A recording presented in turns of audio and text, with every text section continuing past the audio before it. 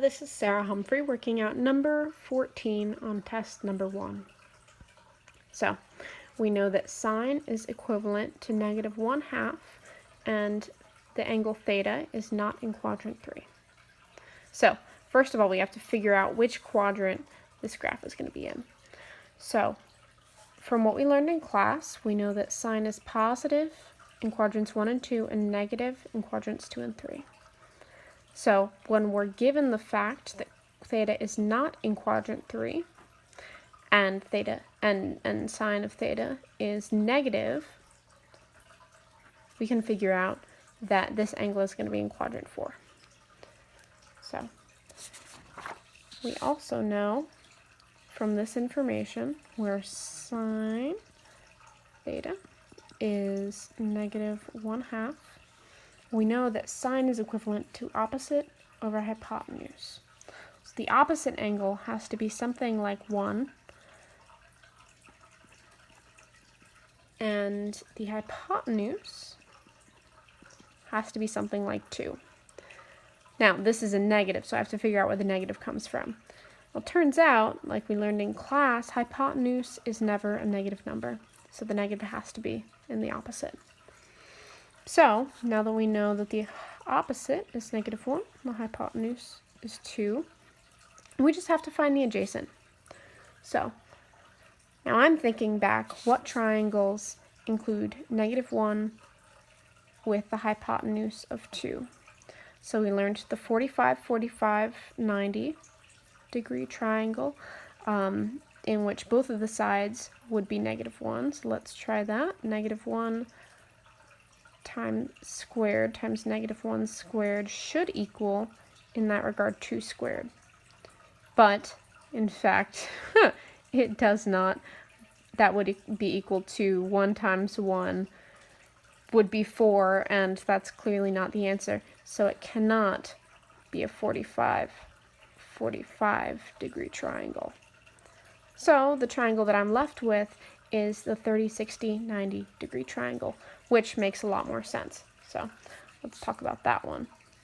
If we have the opposite angle as negative 1, the hypotenuse is negative 2, and it's a 30, 60, 90 degree triangle, that means the adjacent angle, the one that's left, would have to be square root of 3.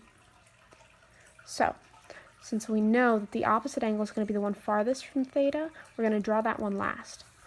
The adjacent angle is going to be this one on the x-axis. So that would be, let's say, root of 3 goes until there. So we have this line, and now the hypotenuse is of 2. So let's say that goes out to there. Perfect. We have 2, root of 3, and negative 1.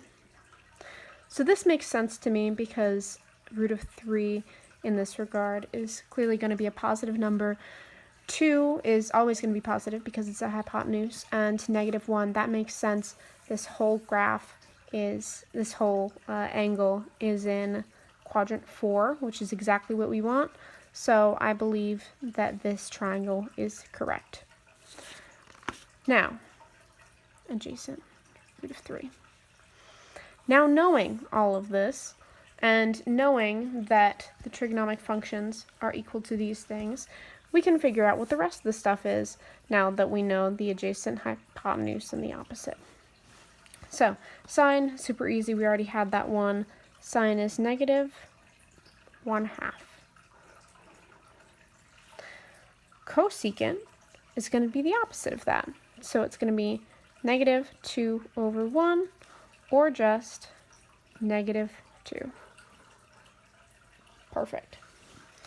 Cosine is going to be adjacent over hypotenuse, which would be root of 3 over negative 1. So root of 3 over, hypotenuse, 2. Root of 3 over 2, that is the answer for cosine.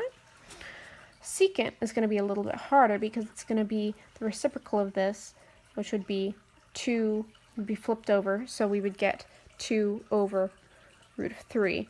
Now I'm going to want to find, what is it called?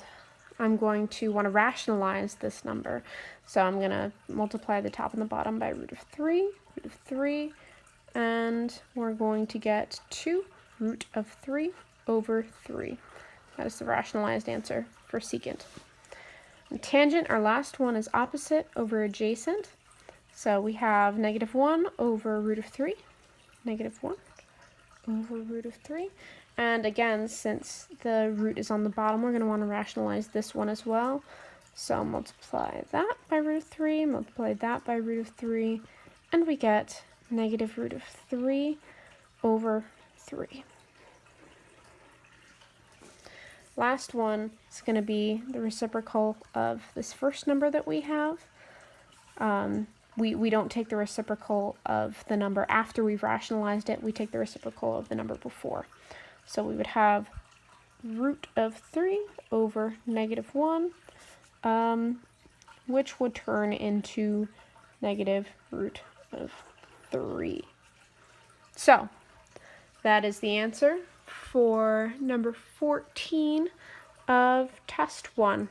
We have sine of theta is -1/2, cosecant of theta is -2, cosine of theta is root of 3 over 2, secant of theta is 2 root of 3 over 3, tangent of theta is negative root of 3 over 3, and cotangent of theta is negative root of 3. Thank you.